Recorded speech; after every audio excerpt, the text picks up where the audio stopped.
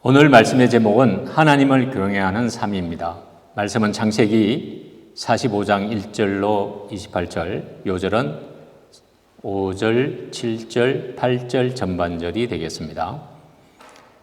하나님이시라까지 요절만 다시 한번 한 목소리로 같이 읽어보시겠습니다. 당신들이 나를 이곳에 팔았으므로 근심하지 마소서, 한탄하지 마소서. 하나님이 생명을 구원하시려고 나를 당신들 앞서 보내셨나이다.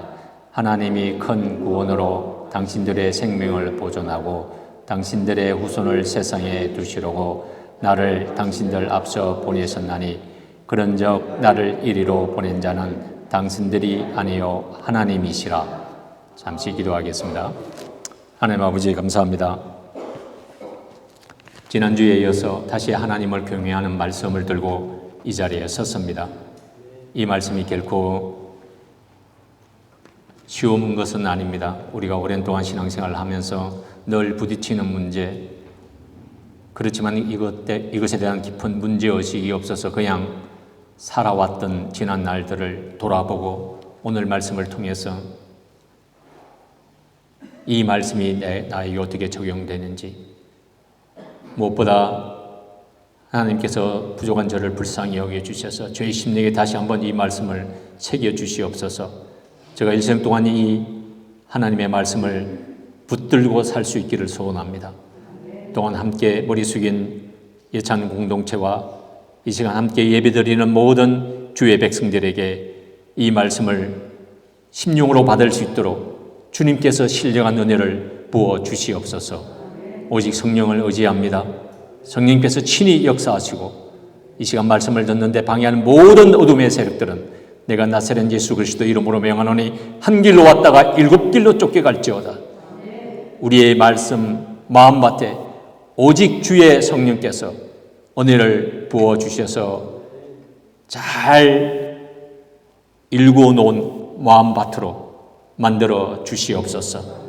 성령을 의지합니다. 예수님의 이름으로 기도합니다. 아멘. 지난주에는 하나님을 경외하는 믿음에 대해서 살펴보았다면 오늘은 하나님을 경외하는 자의 삶에 대해서 오늘 본문에 나오는 요셉의 일생을 통해서 상고해 보고자 합니다. 제가 아는 한 가지 분명한 사실은 하나님을 경외할 때 하나님께서는 당신의 구속 역사 가운데 반드시 그런 분을 귀하게 사용하신다는 사실입니다. 한 국가의 새로운 정부를 이루는 내각의 일원으로 쓰임받는 것도 중요한데 하늘나라의 왕국의 일꾼으로 쓰임받는 것은 그 무엇과도 견주할 수 없는 참으로 고귀한 일입니다. 이 세상의 삶은 한 줌의 재와 같이 다 없어집니다. 그러나 하나님과 동행하며 하나님과 함께한 것만 영원히 남습니다. 우리들의 남은 생애가 정말 하나님을 경외하는 삶이 된다면 진정으로 승리한 삶, 영원한 보배와 같은 삶이 될 줄 확신합니다.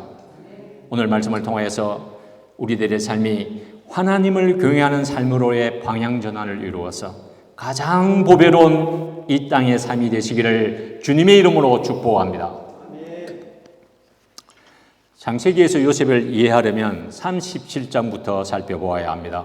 요셉은 야곱이 특별히 사랑했던 라헬의 소생이었습니다. 라헬이 일찍 이죽자 노년에 얻은 요셉을 야곱은 너무나 사랑했습니다.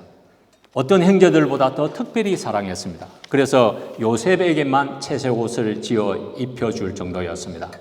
이에 형제들은 아비 야곱이 요셉을 표현하는 것에 늘 심사가 불편했습니다. 그 와중에 요셉은 두 분의 꿈 이야기를 형제들과 아비에게 그대로 말합니다. 그 꿈은 하나는 형제들의 단이 자기 단에게 절하는 꿈이었고 다른 하나는 해와 달과 11별들이 요셉에게 절하는 꿈이었습니다. 이로 인해서 요셉은 형들에게 아예 미운 털이 완전히 박혀버렸습니다. 하루는 아비 야곱이 요셉에게 세겜에서 양들을 치는 형들의 안부를 확인하고 와서 아버지에게 알려달라고 했습니다. 그러자 요셉은 내가 그리 하겠나이다 기꺼이 순종합니다. 헤브론에서 세겜까지 약 100km나 되는 먼 곳이었습니다. 요셉은 세겜에까지 왔지만 양들을 치던 형들을 만날 수 없었습니다.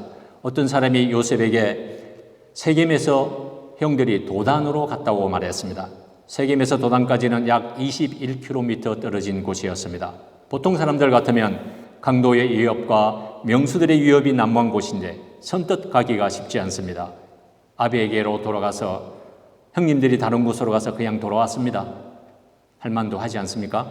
그러나 요셉은 도단까지 형님들을 기꺼이 찾아갑니다. 이것을 보면 요셉이 어떤 성품의 사람인가를 잘 알 수 있습니다. 본문 3절에서 형님들의 잘못을 아비에게 고하는 것이나 아비 야곱의 심부름을 순종하는 것이나 세겜에서 형들을 못 만나자 도단까지 걸어가서 자신의 책임을 다하는 것을 볼 때 요셉은 책임감이 강하고 불의를 용납하지 않고 진리대로 사는 올곧은 성품이었던 것 같습니다. 꿈 이야기를 하는 것도 결코 자기가 다른 형제들보다 잘나서 자랑하는 것이 아니었습니다. 요셉은 17세가 되기까지 자라면서 아비 야곱에게서 아브람과 이삭과 아비 야곱의 하나님이 어떤 분이신지, 요 하나님께서 이때까지 어떻게 인도하셨는지, 어떤 약속의 말씀을 주셨는지에 대해서 숱하게 듣고 배웠을 것입니다. 한마디로 여호와 하나님에 대한 신앙이 있는 믿음의 자녀였습니다. 그래서 하나님께서 꿈을 통하여서 요셉의 인생에 대한 비전을 주셨을 때 하나님께서 자신의 인생을 어떻게 인도하실지에 대한 믿음의 고백이지 결코 자랑이 아니었습니다. 이런 요셉이 오는 것을 형들이 보았습니다. 형들은 요셉을 잡아서 죽이고 아버지에게는 악한 짐승에게 잡혀 먹혔다고 하자고 서로 공모하였습니다. 그러자 장자 루벤과 넷째 유다가 나서서 죽이지는 말고 팔아버리자고 하여 상고인 이스마엘 사람들에게 팔아버렸습니다. 그리고 그 아비 야곱에게는 짐승에게 잡혀 먹혔다고 했습니다. 요셉은 이스마엘 상인에게서 다시 바로의 시위대장 보디발의 종으로 팔렸습니다. 보디발은 범사의 하나님께서 요셉과 함께 하심을 보고 요셉을 가정총무로 삼고 그의 모든 소유를 요셉에게 맡겼습니다.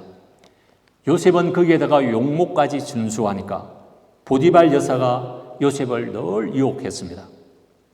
한 번은 보디발 여사가 아예 요셉의 옷자락을 잡고 끌며 함께 동침하자고 했습니다. 이때 요셉은 내가 어찌 이 큰 악을 행하여 하나님께 득죄하리까? 이런 요셉을 보디발 여사는 오히려 자기를 겁탈하고자 했다고 성폭력죄로 뒤집어 씌워서 감옥에 가두어 버렸습니다. 그러나 요셉은 감옥에서도 전옥에게 은혜를 입어서 감옥의 재반 모든 사무를 맡아서 할 정도로 충성스럽고 신실했습니다. 요 하나님께서는 이런 요셉을 범사에 형통케 하셨습니다. 요셉은 감옥에 있으면서도 자신의 처지에 슬퍼하고 분노로 충만한 삶을 사는 것이 아니라 그곳에서도 다른 사람들을 살피고 섬기는 삶을 살았습니다. 그런데 어느 날 같은 감옥에 있던 애굽 왕의 술 맡은 관원장과 떡 굽는 관원장들의 두 꿈을 해석하여 줍니다. 요셉이 그들에게 이르되 해석은 하나님께 있지 않습니까? 청컨대 내게 구하소서. 요셉의 해석대로 술 관원장은 복직되고 떡 굽는 관원장은 처형을 당하게 됩니다. 이 일이 있은 지 만 2년 후에 바로 왕이 범상치 않는 꿈을 꿨는데 아무도 그 꿈을 해석하지 못합니다. 요셉을 까마득하게 잊고 있던 술 관원장이 감옥에 있을 때 자신의 꿈을 해석한 요셉을 생각하게 되고 그 관원장의 소개로 요셉은 바로의 꿈을 정확하게 해석해 줍니다. 바로와 그 모든 신하가 요셉의 꿈 해석을 아주 좋게 여깁니다. 바로는 감동하여 이와 같이 하나님이 신이 감동한 사람을 우리가 어찌 얻을 수 있으리요? 바로 왕은 요셉을 온 애굽을 치리하는 총리로 임명합니다. 요셉이 30세 때 애굽의 총리가 되었을 때 그가 해석한 대로 7해 풍년이 들었습니다. 그 후 7년, 6년이 들어서 온 애굽 땅에 기근이 심할 때였습니다. 애굽 백성뿐만 아니라 그 주변국에 있는 백성들까지 애굽으로 와서 식량을 구할 때였습니다. 그때 야곱이 애굽에 식량이 있다는 말을 듣고 10명의 형제들에게 식량을 구하여 오라고 하였습니다. 형들은 식량을 구하려고 애굽 땅 요셉에게까지 가서 그 앞에 엎드렸습니다. 이때 요셉은 청년의 때에 하나님께서 주신 그 꿈을 생각하였습니다. 그 후에 요셉은 형들을 정탐꾼으로 몰아서 그 아우 베냐민을 데리고 오도록 하였습니다. 베냐민은 아비 야곱이 라헬의 자식 중 마지막으로 남은 자식인데 혹 그에게 무슨 봉변이라도 생길까 봐 아예 처음부터 보내지 않았던 야곱의 막내였습니다. 그런데 애굽의 총리가 그 막내를 데리고 와야 너희들이 정탐꾼들이 아님을 인정하겠다고 하니 미치고 환장할 노릇이었습니다. 그러자 그 모든 형제들은 20년 전에 요셉의 일을 생각하며 우리가 아우의 일로 범죄하였도다. 그가 우리에게 애걸할 때에 그 마음의 괴로움을 보고도 듣지 아니하였으므로 이 괴로움이 우리에게 임하였도다. 요셉은 형들이 자기 일로 인하여서 그동안 죄의식에 시달림의 고통을 당하였을 것이라는 사실을 알고 그동안의 그리움과 형들에 대한 애틋한 사랑으로 북받쳐 오르는 감정을 참지 못해 자리를 떠나 다른 곳에서 울고 다시 돌아왔습니다. 결국 요셉의 말대로 형들은 아비 야곱을 잘 설득하여 막내 베냐민을 데리고 오게 됩니다. 그런데 이제는 베냐민 자루에다가 요셉이 사용하던 언잔을 몰래 넣어서 도둑으로 몰아서 다시 그 형제들을 요셉의 집으로 돌아오게 합니다. 이제는 언잔이 발견된 베냐민이 죽거나 그 사람의 종이 되어야 할 운명이었습니다. 20년 전 같았으면 동생 베냐민이 죽거나 말거나 그 아비 야곱이 애통해 할거나 말거나 그 형제는 각기 자기 살 길을 찾아서 갔을 것입니다.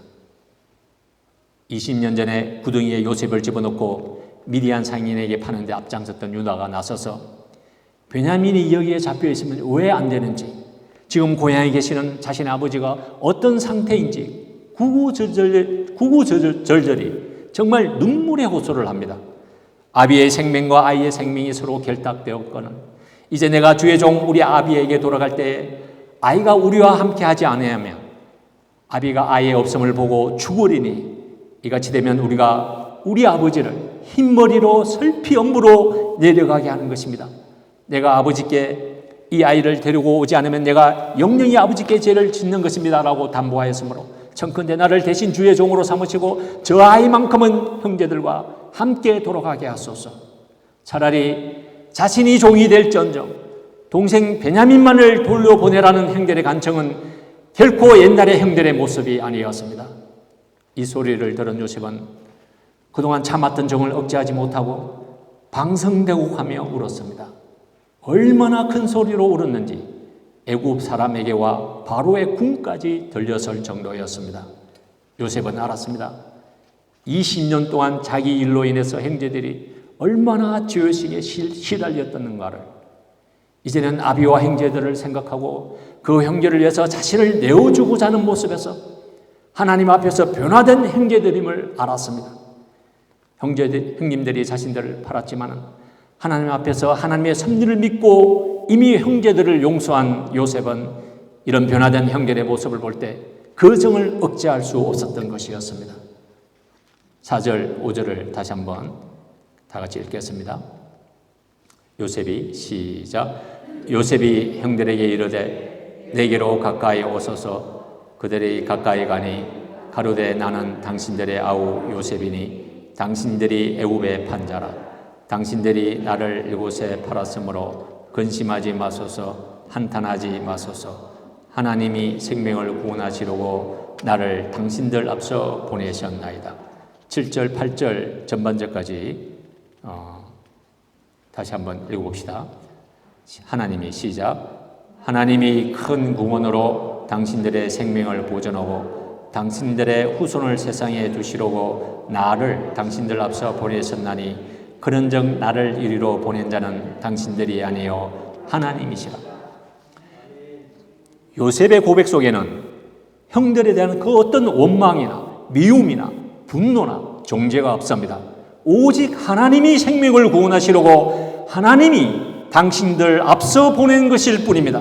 나를 보낸 자는 당신들이 아니요 하나님이십니다. 사실 요셉의 인생을 생각해 보면 요셉과 같이 기구한 인생을 찾아보기가 힘듭니다. 태어나서 보니 한 아버지 밑에 큰 엄마가 둘이요, 작은 엄마가 하나요.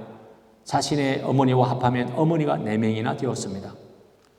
거기에다가 친어머니는 어린 동생을 남기고 일찍이 하늘나라로 갔습니다. 배달한 10명의 형제들에게 얼마나 미움을 받고 시달렸겠습니까? 17살 청년이 되자 형님들이 자기를 팔아버리고 남의 집에 종으로 들어갔어.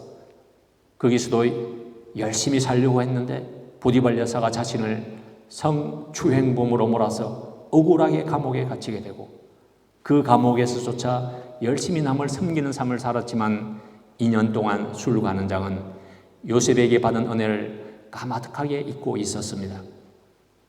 끝이 보이지 않는 인생, 자신의 인생을 비관하며 손목을 그을 수도 있었을 것입니다. 밤이면 밤마다 어머니를 그리워하며 어머니 왜 나를 낳으셨나요? 그리움에 울고 운명에 우는 삶을 살았을 것입니다. 구덩이에 갇혀서 언제 덜 짐승들의 밥이 될지 모를 그 순간에 그렇게 애걸하고 살려달라고 해도 못 들은 척하던 형제들에게 복수의 칼을 가며 이를 가는 삶을 살았을 법도 합니다. 그러나 요셉의 고백 속에는 그 어떤 정죄나 미움이나 원망이나 복수심 같은 단어가 없습니다. 오직 하나님께서 많은 생명을 구원하시려고 당신들 앞서 보낸 것입니다. 하나님 앞에서 자신의 인생을 바라보고 하나님의 그 신실하신 주권대로 이루실 하나님의 뜻을 신뢰하였습니다. 이는 요셉이 하나님을 경외하였기 때문입니다. 요셉은 보디발 여사가 자신을 유혹할 때도 내가 어찌 이 큰 악을 행하여 하나님께 득죄하리까? 감옥에서 두 관원장의 꿈을 해석해 줄 때도 해석은 하나님께 있지 않습니까? 바로 앞에서도 그 꿈의 대답은 내게 있는 것이 아니라 하나님이 바로에게 표현한 대답을 하시리이다. 이와 같이 항상 하나님 앞에서 하나님을 내세우는 요셉이었습니다. 하나님을 경외하는 자들의 삶은 이렇습니다. 하나님을 경외하는 자들은 어떤 상황을 만나더라도 하나님을 먼저 생각하고 하나님께서 나를 이런 상황에 두신 까닭이 무엇인지를 생각합니다. 하나님께서 나를 여기까지 이끄신 뜻이 무엇인지를 생각하기 때문에 비록 나를 괴롭히고 나를 찔러대는 자가 있더라도 그 사람과 싸우지 않습니다. 사람들이 하는 말에 쉽게 요동하지 않습니다. 이뿐 아니라 나는 그에게 선을 베풀었는데 나에게 돌아오는 것은 모함과 뒤통수를 치는 것뿐입니다. 그럴지라도 그런 자들과 시시비비를 가리며 싸우기보다는 그 문제를 들고 하나님 앞에 나아갑니다. 그 영혼을 위해서 기도하게 되고 기도하다 보면 맞짱을 뜨기보다는 1번씩 7번이라도 용서해 주오라 라는 하나님의 음성에 순종하고자 몸부림을 치게 됩니다. 이뿐만 아니라 이를 통해서 하나님께서 나에게 이루시고자 하시는 하나님의 일을 생각하게 됩니다. 금은 도가니로 연단되고 사람은 고난으로 연단된다는 말이 있듯이 하나님께서 나를 이 상황에 놓이게 한 것은 나를 훈련하시고 더 정결한 하나님의 사람으로 빚으시고자 하시는 하나님의 뜻을 찾게 됩니다. 각 교회에서도 알곡 신자들이 있지만 원수들이 몰래 와서 가라지를 뿌려놓는 것을 하나님은 허용하십니다. 이는 알곡들을 보호할 뿐만 아니라 더 단단한 알곡들이 되게 하기 위함입니다. 하나님께서는 때때로 왜 나를 이런 환경에 놓으셨는지, 왜 나를 하필이면 이곳으로 인도하셨는지 이해가 안 될 때가 종종 있습니다. 이럴 때 우리가 반드시 기억해야 할 것은 하나님께서 이런 상황을 허용하셨구나, 하나님께서 나를 이런 환경 가운데 두셨구나 라는 사실을 빨리 인지해야 합니다. 나아가서 주님의 뜻을 이루소서, 고요한 중에 기다리니 진흙과 같은 날 빚으사 주님의 형상 만드소서, 이렇게 고백해야 되는 줄 믿습니다. 그런데 하나님께서 나를 여기까지, 하나님께서 나를 이곳에 보내셨다는 믿음이 적은 분들은 상황에 따라서 내 믿음이 덩달아 요동합니다. 주위에서 나를 인정해주고 칭찬해주는 분들이 많거나 나의 존재감이 드러날 때는 하나님의 인도하심이 확실히 믿어집니다. 물론 틀린 것은 아닙니다. 그럴 수도 있습니다. 그러나 문제는 나를 인정해 주지도 않고 나의 존재감도 드러나지 않을 때는 하나님께서 나를 이곳으로 인도하신 것이 맞는지, 굳이 내가 여기 있어야 될 이유가 무엇인지 갈등하기 시작합니다. 문제는 여기서 그치지 않고 누군가가 나를 향해 화살을 날리는 날에는 분을 참지 못하고 화살을 날린 사람과 시시비비를 가리며 사람과 싸우게 됩니다. 그러면 내가 지금까지 있었던 이곳이 싫어집니다. 내가 다니던 직장이 되었든 내가 다니던 교회가 되었든 기회를 봐서 적당하게 이야기하고 옮겨가고자 합니다. 물론 사람들의 신앙은 천차만별입니다. 모든 사람들이 요셉과 같은 환경에서 하나님의 섭리와 하나님의 절대 주권을 믿고 믿음으로만 반응할 수가 없습니다. 저도 여러분과 꼭 마찬가지로 연약한 자 중 한 사람인 것은 틀림없는 사실입니다. 그러므로 이런 상황에 처했을 때는 내가 어느 편에 설 것인지, 내가 무엇을 선택할 것인가에 달려있는 것입니다. 전적으로 선택은 나의 몫입니다. 내가 비록 지금은 부족하지만, 나도 나를 믿을 수 없지만 하나님의 은혜와 하나님께서 나에게 보여주신 사랑에 의해서 내 인생을 항상 하나님의 관점에서 하나님의 섭리와 절대 주권편에서 바라보고 그것을 붙잡는 사람들에게는 하나님은 반드시 역사하시고 그 믿음대로 인도하신다는 사실입니다. 그러나 하나님께서 나의 인생을 바라보기보다는 지금 현재 벌어지고 있는 상황이나 환경에만 집중되어 있으면 결코 성숙한 신앙인으로 자라나갈 수가 없습니다. 오히려 사람들과 싸우게 되고 시시비비를 가리다가 내게 있는 영적인 생명도 다 소진하게 됩니다. 우리는 냉정하게 솔직하고 진실한 마음으로 겸비한 마음으로 자기 자신을 돌아볼 수 있어야 합니다. 지금 내 마음속에 평안을 깨고 기쁨을 앗아가는 것이 무엇 때문입니까? 여전히 해결되지 않는 인간관계 속에서 신음하고 있는 이유가 무엇 때문입니까? 혹시 자신의 의의를 주장하고 자존심을 내세우고 있는 문제가 아닌지, 바뀌어야 할 사람은 내가 아니라 저 사람입니다, 내 생각을 고집하고 있는 것 때문이 아닌지, 나는 더 이상 할 수 없어요 주님, 자신의 불의를 주장하고 있는 것 때문이 아닌지요. 우리가 결코 놓쳐서는 안 될 일은, 지금 내 앞에 닥친 이런 일련의 일들이 결코 우연이 아니며 엄청난 영적인 전투라는 사실입니다. 사단은 우는 사자처럼 삼킬차를 찾으러 다닙니다. 호시탐탐 기회만 엿보다가 조그만 틈만 있으면 가차없이 교만의 화살, 불신의 화살, 미움과 증오의 화살, 불화의 화살, 이간질의 화살을 쏟아붓습니다. 불행하게도 대부분의 사람들은 사단이 나를 공격하는 것으로 생각하지 못하고 눈에 보이는 저 사람이 나를 공격한다고만 생각합니다. 그래서 사람과의 싸움만 하고 사람이 나에게 쏟아부은 독소들을 끌어안고 그 독소들을 끌어안은 채로 영적인 피를 흘리고 있는 것입니다. 이것은 명백하게 사단에게 순종하고 있는 것이며 사단의 종으로 아주 귀하게 쓰임받고 있다는 사실을 잊어서는 안 됩니다.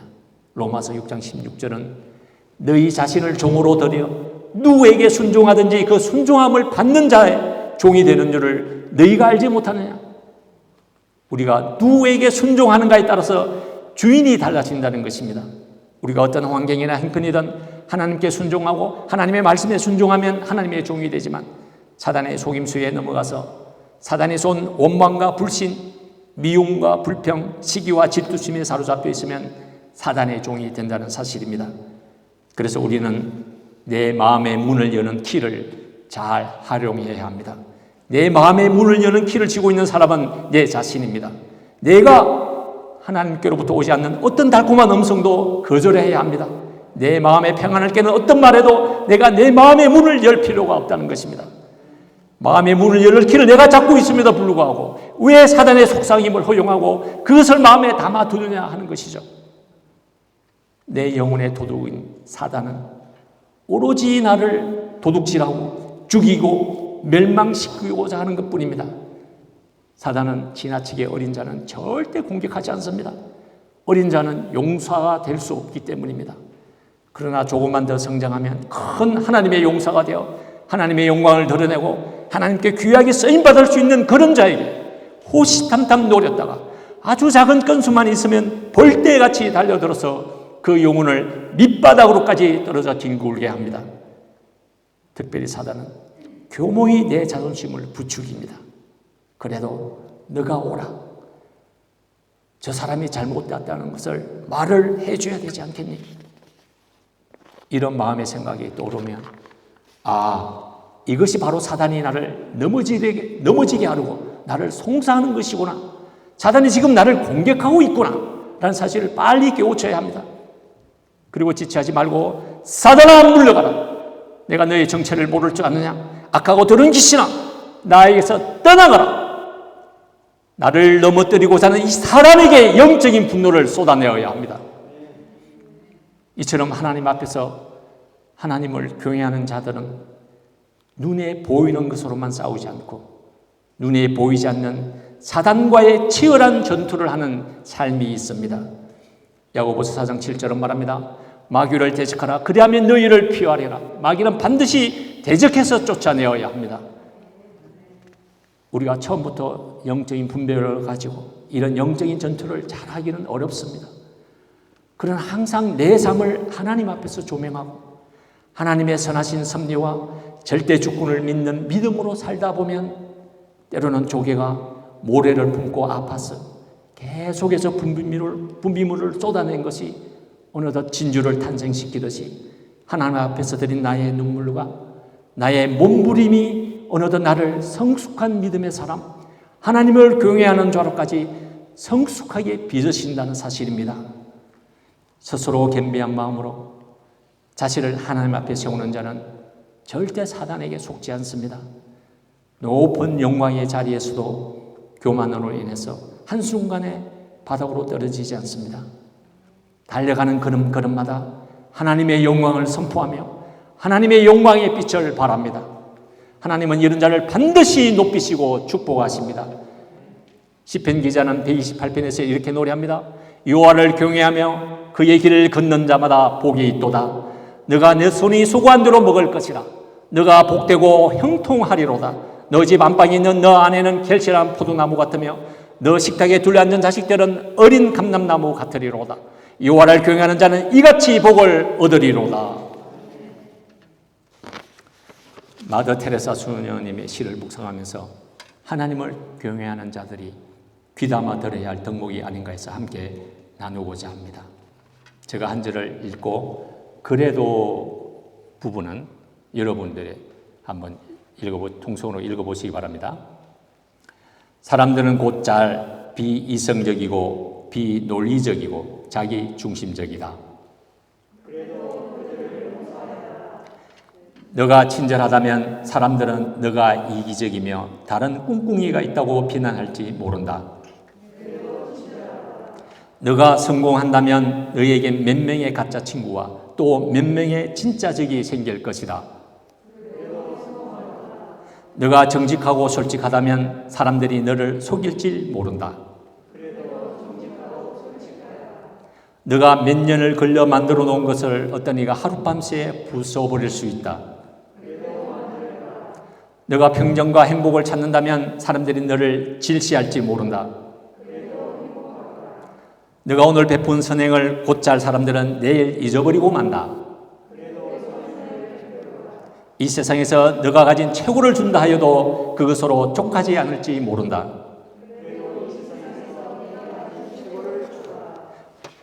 다 같이 읽겠습니다. 보아라, 결국에는 너와 하나님 사이의 일이다. 그것이 너와 그들 사이의 일이었던 적은 한 번도 없었다. 보아라, 결국에는 너와 하나님 사이의 일이다. 그것이 너와 그들 사이의 일이었던 적은 한 번도 없었다. 지금까지 그런 인생들을 돌아보면 파란만장한 삶을 살았던 삶이었을 것입니다. 운명의 장난이었던가 하는 생각도 들었을 것입니다. 그러나 어떤 삶을 살아오셨을지라도 이 시간 요셉처럼 하나님께서 나를 이 시간 여기까지 인도하셨습니다. 길고 긴 터널을 지나오게 한 것도 내가 아니요 하나님이셨습니다. 부족한 나를 빚으시사 당신의 영광을 나타내게 하시려고 하나님이 나와 함께 하셨습니다. 나의 하나 된 것은 내가 아니요 하나님이십니다. 앞으로도 하나님께서 그 선하신 주권과 섭리로 당신의 영광의 도구로 나를 사용하실 것입니다. 이런 고백이 저와 여러분들의 고백이 되시기를 주님의 이름으로 축복합니다. 기도하겠습니다. 하나님 아버지, 저희들은 진실로 연약한 자들입니다. 얼마든지 하나님을 섭버시게 하고 하나님을 경외하기보다는 눈에 보이는 사람과 싸우는 자들입니다. 그러나 주님께서 나에게 베풀어 주신 은혜와 주님께서 베풀어 주신 그 사랑에 의지해서 눈에 보이는 사람과 싸우지 않고 하나님의 음성에 순종하고자 합니다. 이런 상황에 부딪힐 때마다 사람과 먼저 문제를 해결하기보다는 그 모든 문제를 들고 하나님 앞에 무릎 꿇고 나아가서 주여 저를 불쌍히 여겨주시옵소서. 주님의 말씀에 순종하는 삶을 살게 하옵소서. 주님을 기쁘시게 하옵소서. 사람들이 비록 나를 원망하고 비방하고 손가락질한다 할지라도 내가 하나님 앞에서 하나님이 기뻐하시는 자로 우뚝 서기를 원합니다. 이런 하나님의 사람이 되도록 주여 축복하옵소서. 예수님의 이름으로 기도합니다.